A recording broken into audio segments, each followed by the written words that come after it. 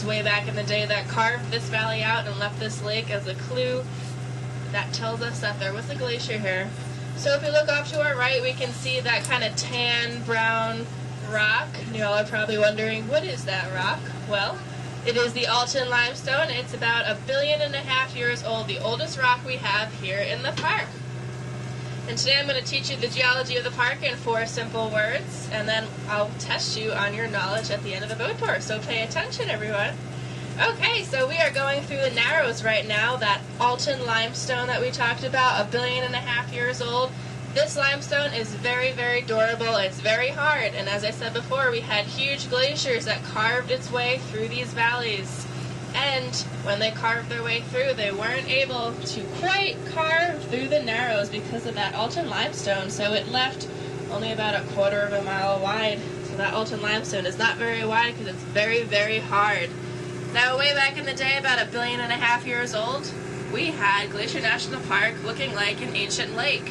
It was underwater, and also it would dry out, so we had our shoreline that would fluctuate, kind of like our sea level does today. So the waters came in, and then they came back. And has everyone seen those green and red rocks?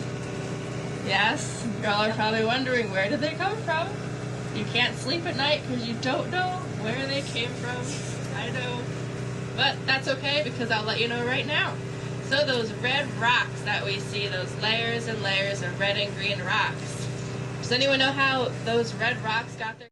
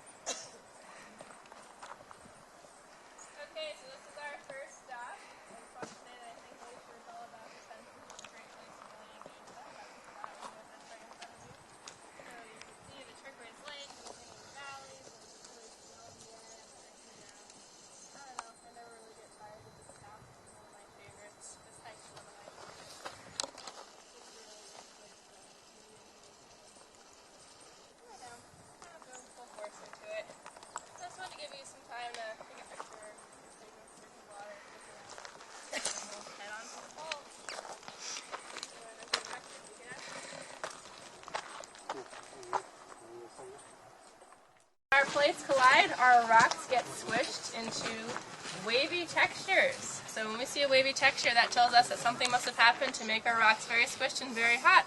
So can anyone find in our rocks here kind of a wavy texture that might give us a clue?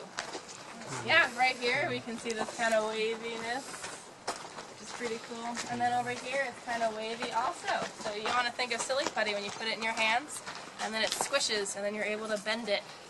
And so some of these rocks might have been squished before they were hardened, or maybe just from our plates coming together they were squished. So when you see that, you want to think, ooh, something must have happened here that made it like this. So that's pretty cool. We can see it right here. Wavy texture in our rocks. Alright, we can start to hear the falls, so we are almost... That's much hotter than better. Right there, yeah, there.